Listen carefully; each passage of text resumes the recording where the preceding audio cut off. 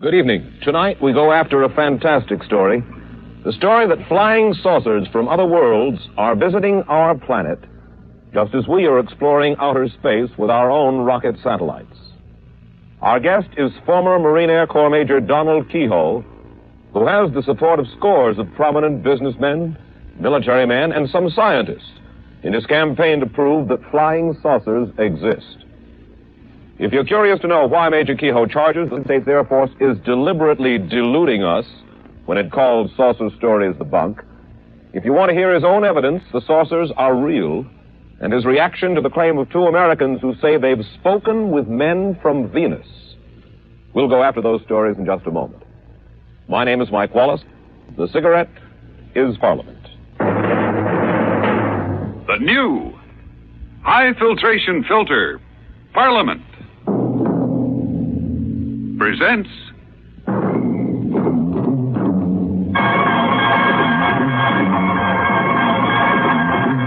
the Mike Wallace Interview. And now to our story.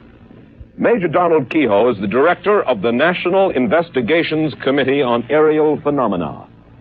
As head of this private group interested in flying saucers, he's repeatedly attacked the United States Air Force and others for claiming that flying saucers are apparently flights of fancy and not flights by Martians or men from the moon. Independent surveys show that millions of Americans do share his belief in these celestial saucers. Major Keyhoe, first of all, let me ask you this. Most people in the United States, in spite of the fact that I say that millions do believe, you will agree that most people in the United States don't believe in flying saucers from outer space. They probably hold the view of columnist Bob Considine, who wrote that flying saucers are products of, for the most part, quote, pranksters, half-wits, cranks, publicity hounds, fanatics in general, and screwballs, end quote. How do you feel about Mr. Considine's charge?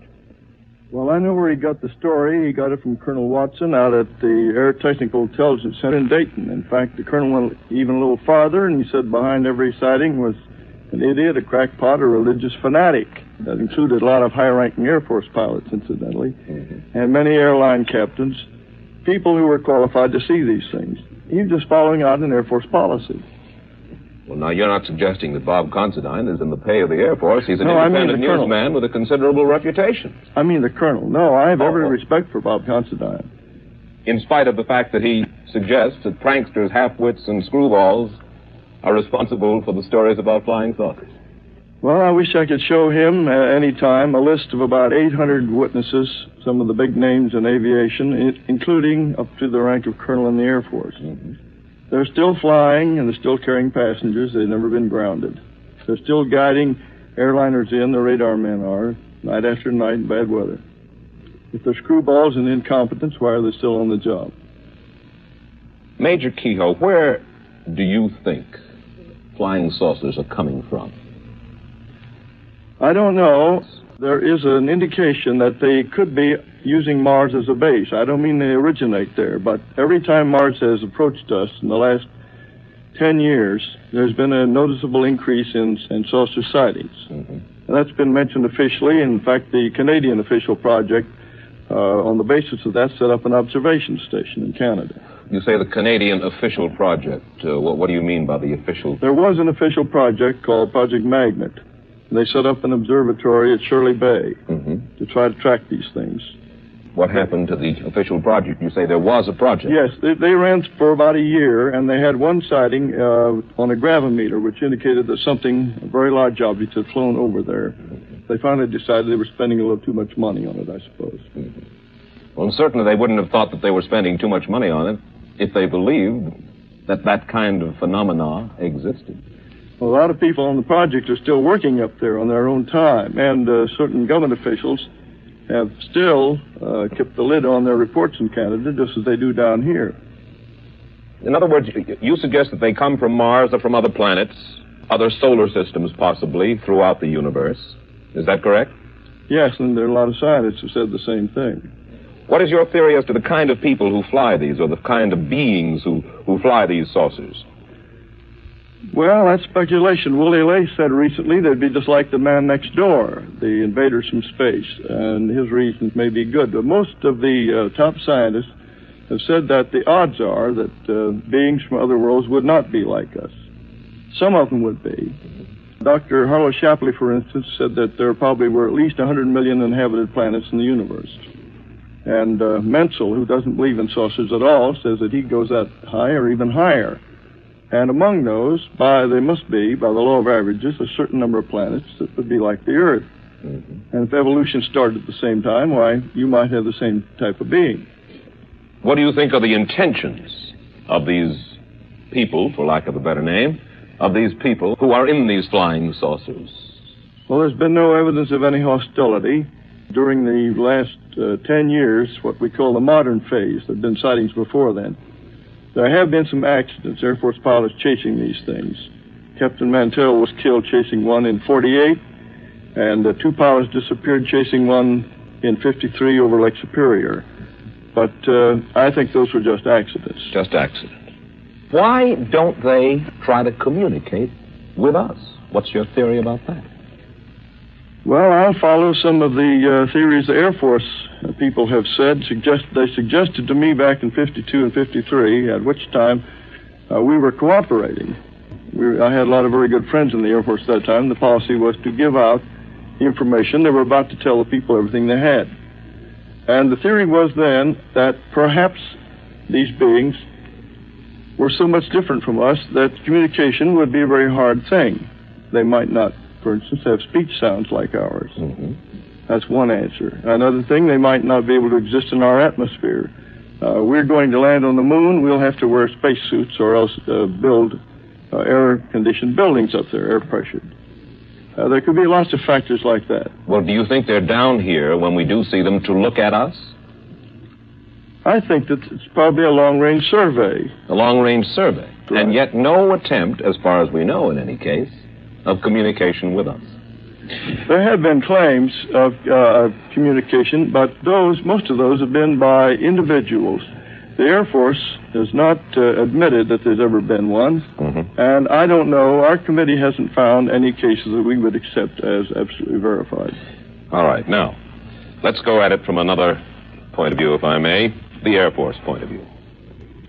They agree, undoubtedly, objects have been seen in the sky. But the Air Force has said time and time again, and this is a quote from Richard Horner, Assistant Secretary of the Air Force for Research and Development. All but a small percentage of these reports of unidentified flying objects have been definitely attributed to natural phenomena that are neither mysterious nor dire, end quote. Weather balloons, mirages, ordinary sky phenomena like meteors, airplanes themselves. What about that? I'll answer that, but I'd like to make several points doing it. In 1947, the Air Technical Intelligence Center at Dayton, top Air Force intelligence men and scientists under contract, sent a secret document to the commanding general of the Air Force saying that whatever these things were, they were real. In 1948, ATIC, the same group, sent a top secret estimate to the commanding general, Hoyt Vandenberg, said these were interplanetary spaceships. In 1952, there was an intelligence analysis of the maneuvers of these things, as seen by radar, triangulation, radar photographs, and in 53, the Central Intelligence Agency and the Air Force had a special panel of scientists meet at the Pentagon to tell them what to do. And after they got through, this group said, you don't have proof that these things exist, not scientific proof, but you have a very strong circumstantial case. We suggest you quadruple the investigation, set up special observation posts, and in the meantime, release everything you've got to the American people. Now, you've got 4 documents there that they've been sitting on all this time.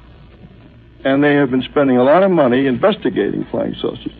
If they don't exist, why the money? Why did the intelligence teams rush out every time there's a sighting? Now then, you have mentioned 4 documents that you claim exist. We've heard in the past that you have claimed that these documents existed. We've seen your literature in which you talk about the existence of those documents. So we spoke with the Air Technical Intelligence Center at the Pentagon earlier this week, and this is what we were told officially by them. 3 of the 4 documents Major Keyhoe refers to simply do not exist. The 4th document does exist. You can have a copy of it, Mr. Wallace, and you can see that it doesn't say what Major Keyhoe claims it says. We have a copy of it, and I quote to you from the copy. The Air Force document says just this. The panel recommends that the national security agencies take immediate steps to strip the UFOs of the special status they have been given and the aura of mystery they have unfortunately acquired. We suggest an integrated program designed to reassure the public of the total lack of evidence of inimical forces behind the phenomena. And again, as I point out, Secretary Horner says it simply ain't so. The point really at issue here, it would seem, Major Keyhoe, is this. Why do you believe that the Air Force says that nothing is going on? Why do you believe that it's a fairly serious charge that I know you make. it is. You make the charge that the United States government is withholding from the people of the United States certain very important information. Why? What would their motive be for withholding that kind of information from us? Well, I'll answer that, but I would also like to show you some proof that they are withholding it. The reason that was given to me when they were working with me back in 52 and 53 was, first, that they were afraid of hysteria. Remember the Orson Welles show way years back when he scared people into the hills with the idea of invading Martians? Then they were also afraid that it would upset organized religion. That was a smaller factor, but there was some fear of it. Later, they were afraid that these accidents, when the interceptors had chased these things and had been lost or had crashed, might be considered proof of hostility. Now, I would never have put my name on anything if it were a matter of personal opinion. I've talked to and read the reports of hundreds of pilots and radar men and guided missile trackers who've seen these things, and some of them are very important names. The Air Force says they have this down to 1.9%, but you'll notice the word current in there. They mean we are currently explaining. Now, I have in my possession a copy of Special Report 14, which is their Bible on this. In the back, it has a table showing that 3,201 cases they examined, 19.5% were unsolved, and they admit they still are unsolved. You add up what they've had since then, it makes over 12% of the reports, and those are mostly from the best possible sources. Well, now, wait just a second. I'll use your figures. The Department of Defense released an official bulletin on November 5th, 1957, saying that from June of 55 to June of 57, a 2-year period, just a fraction over 2% of all investigated unidentified flying objects had to be listed as unknown. 2%. So that's your 1.9. What was the period again? 55 to 57. The rest were determined to have been balloons, airplanes, hoaxes, and a category about 12% called insufficient information, which means that the report was so flimsy that there was simply nothing to check on. I must confess that they have certainly shown me no classified material, but they have opened their files quite willingly to us in our preparation for this program tonight. And they've given us very convincing evidence, Major Keyhoe, that it is largely, I shouldn't say largely, I'll say 99 and 44/100% a hoax. Now, you mentioned... A hoax? Well, when I say calling a hoax... a lot of good pilots hoaxsters, then. No, not hoaxsters. I thank you for correcting me. Not just a hoax, but let's say misinformation or sightings of objects which seem to be one thing but are in fact another. I'm glad that you corrected me about hoax, because it was by no means that much a hoax. But you mentioned a Dr. Donald Menzel, who's a professor of astrophysics at Harvard before. Now, I think you will agree that he's one of the world's most distinguished astrophysicists. Is that not so? I think there are others who are equally capable, but do not agree with him. He is one of the world's most distinguished astrophysicists, though I think we can agree on that. In any case, he stresses, you see, that pilots are not expert observers, that they, as well as others, can see flying saucers when it's only, to quote him, the wrapper off somebody's lunch blowing around in the air, end quote. But again, let's come back to the point, the most important point, Major Keyhoe, and that is why will the Air Force, why will the United States government withhold information from United States citizens? For what reason? Because they're treating them like children, the way they did with the H-bomb at first, and the way they've been doing with other things. Now, I'm not attacking the United States Air Force. I'm attacking a small group in there that has been persistently keeping this from the public, just as they've kept other things. For a long time, you couldn't even mention the idea that we could be hit by missiles from submarines from the Gulf and from both coasts very easily. I knew that years and years ago and tried to get it out, and at the time was discouraged about it. You mentioned this denial of these documents. Now, I'd like to tell you something that happened on the Armstrong Circle Theater.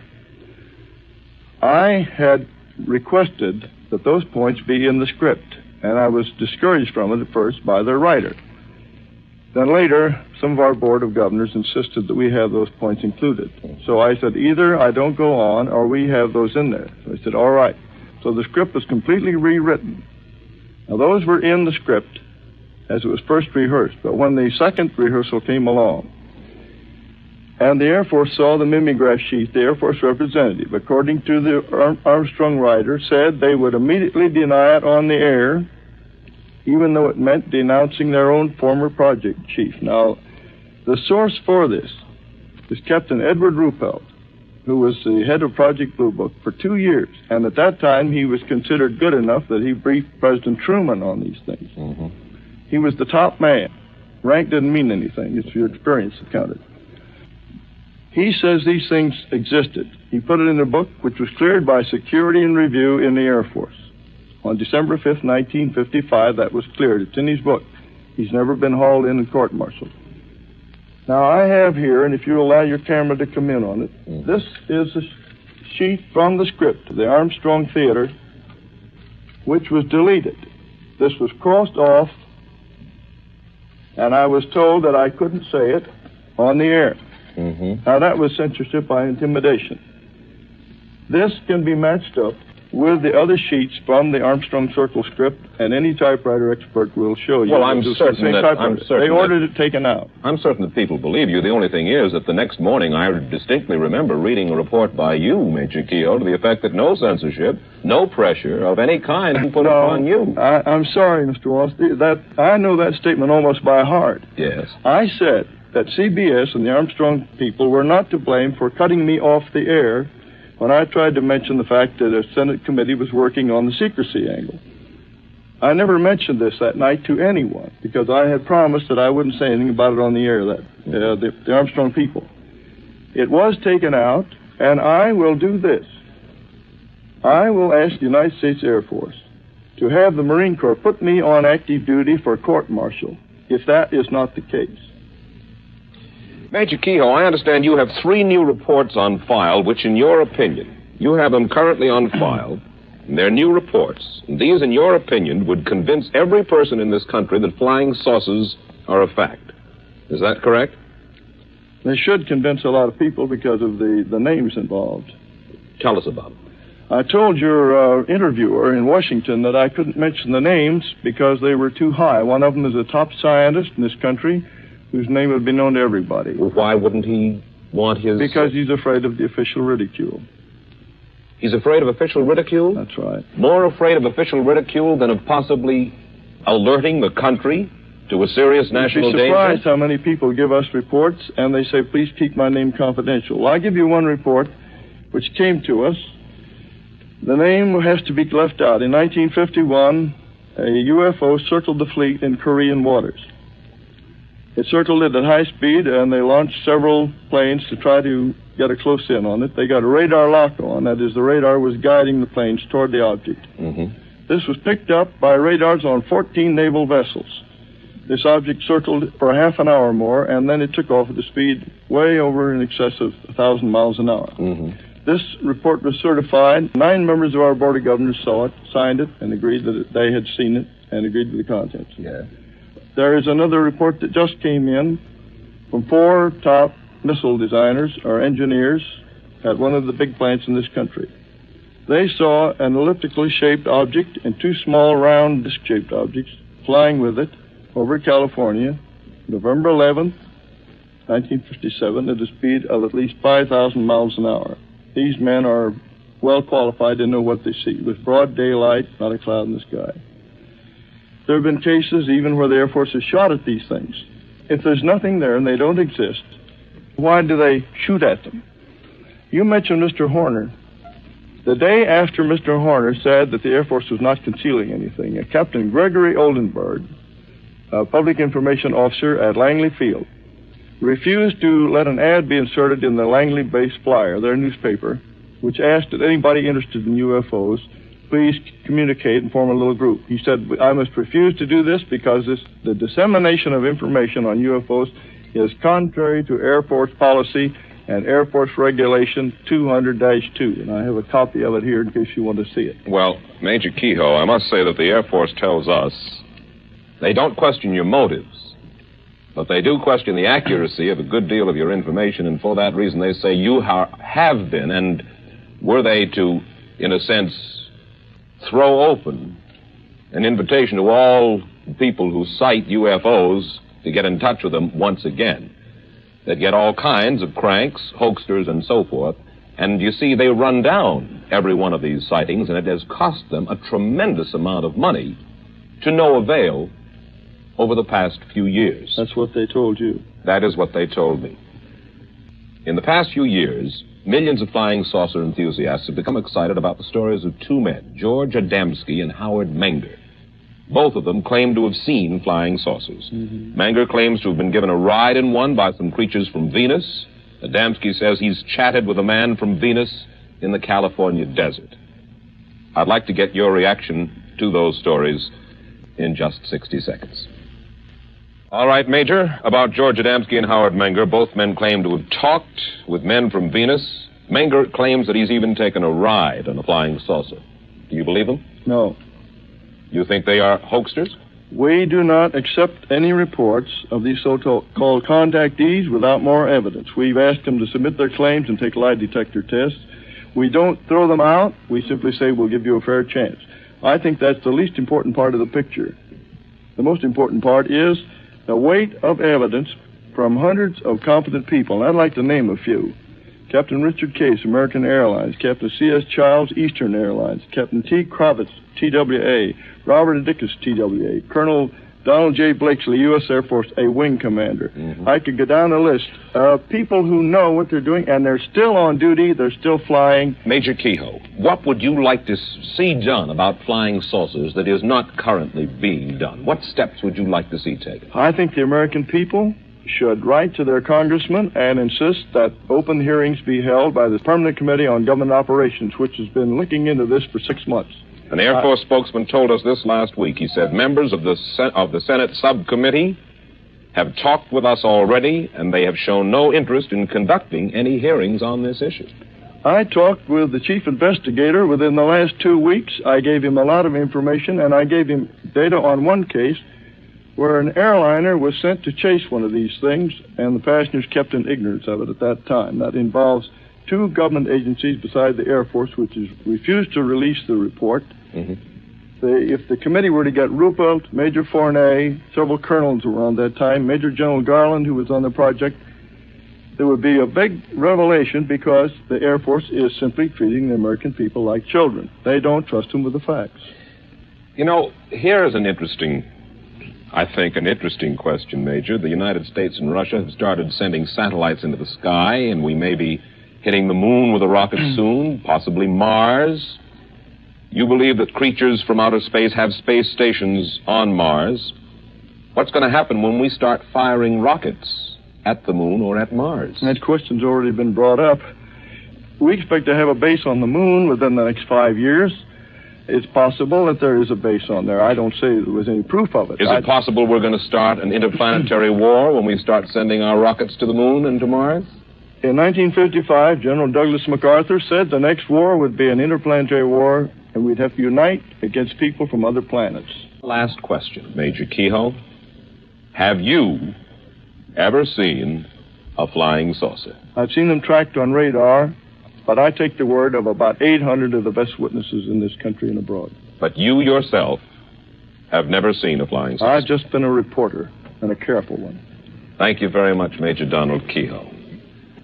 As you've just heard, the flying saucer controversy is deadlocked in contradictory statements and interpretation of facts. As for Major Donald Keyhoe himself, like most of us, he's never seen a flying saucer, which may just make him like a mystic who's never seen a ghost. But one must give him credit. He has much faith.